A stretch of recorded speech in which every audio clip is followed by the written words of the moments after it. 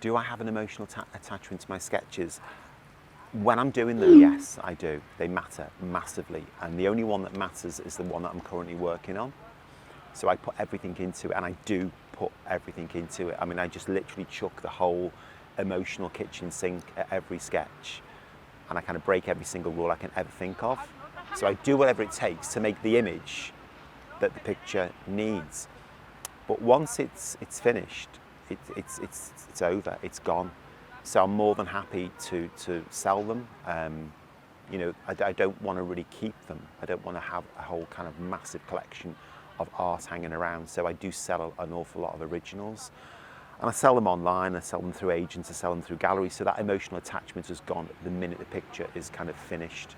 I mean, there's a few pictures that I've done over the years that I probably wouldn't want to get rid of, like the one I mentioned before in Amsterdam, and there's a few other ones. There's a particular one in Porto, and there's a few London ones I've done, and Liverpool ones. So there's probably maybe about 10 or 15 sketches that I know I have got a strong connection with.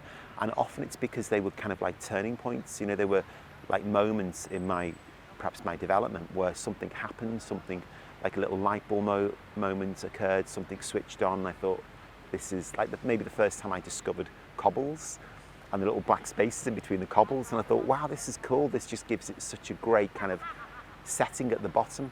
So there's little things like that that happened in certain drawings, and because of that, I probably would want to keep them sketches. But the vast majority of them, once they're done, and I'm more than happy to let them go off and go and live with somebody else. Share them with the world, yeah, let them live on somebody else's wall for a change, yeah.